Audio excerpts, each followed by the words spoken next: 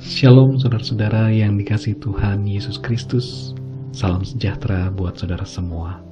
Hari ini kita akan merenungkan firman Tuhan, dan sebelumnya mari kita berdoa.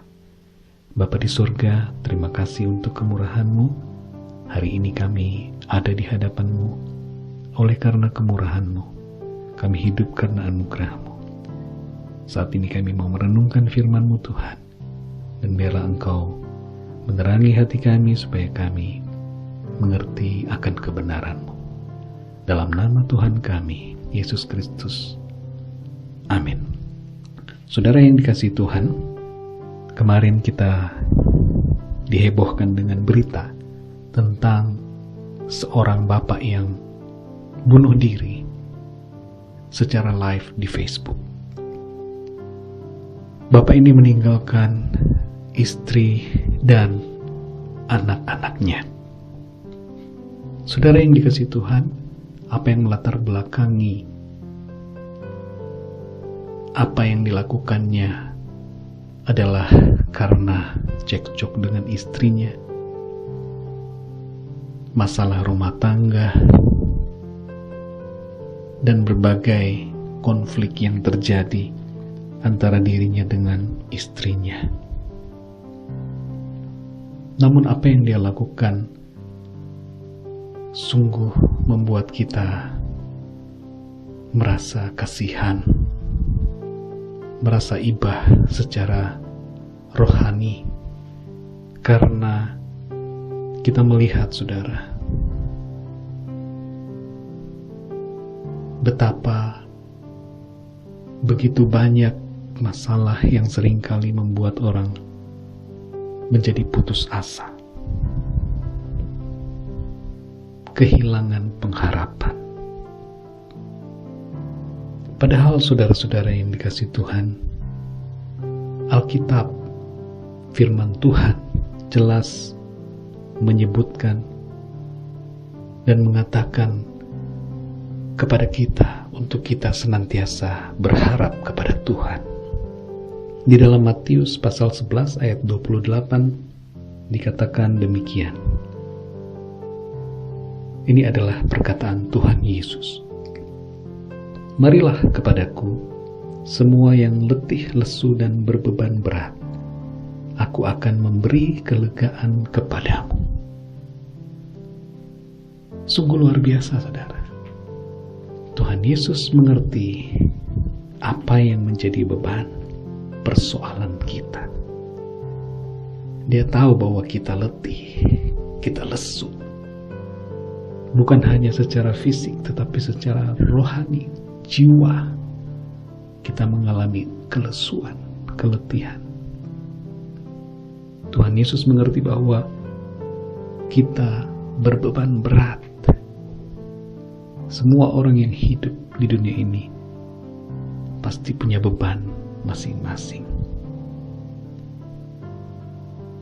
Dan seringkali, saudara, beban itu membuat kita seperti kehilangan pengharapan. Tapi jangan kehilangan fokus, saudara-saudara. Fokus kita adalah yang di atas, yaitu Tuhan.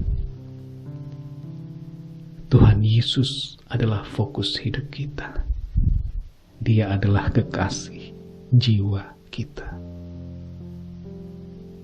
Jangan pernah menjadi kecewa terhadap apa yang kita hadapi. Jangan kecewa dengan apa yang kita miliki, tetapi bersyukurlah. Dan ketika masalah, persoalan kita alami dan terasa begitu berat, jangan cari solusi yang lain di luar Tuhan. Sebab solusi atas segala persoalan hidup kita hanya ada di dalam Kristus Yesus Tuhan. Kalau kita datang kepada Tuhan, maka janjinya Dia akan memberi kelegaan kepada kita. Ini adalah janji Tuhan Yesus, bahwa Dia bukan saja hanya akan mendengar keluhan kita, bukan hanya akan menerima kedatangan kita di hadapannya ketika kita mau datang dalam doa, bersujud, merendahkan diri, mengadukan apa yang menjadi permasalahan kita, tetapi Dia akan memberi kelegaan kepada kita. Kelegaan mempunyai makna yang luar biasa. Dia memberi kelegaan pada jiwa kita, hati kita, roh kita. Dia memberi kelegaan pada fisik kita, karena Dia Allah yang penuh dengan mujizat dan kuasa. Dan Dia akan memulihkan keadaan kita. Haleluya, saudara. Tuhan Yesus memberkati saudara. Jika ada saudara yang punya masalah, datang kepada Yesus. Berdoa, minta pertolongan Tuhan. Sebab hanya di dalam Dia kita memperoleh solusi, kelegaan, jawaban atas segala masalah kita. Mari kita berdoa. Bapa kami di surga, terima kasih. Kami bersyukur karena janji firman-Mu ya dan amin. Firman-Mu pasti dan Engkau telah memberikan jawaban bagi kami. Bahwa kami harus datang kepada Tuhan dan minta pertolongan-Mu. Sebab ketika kami datang kepadamu, maka Engkau memberi kelegaan kepada kami.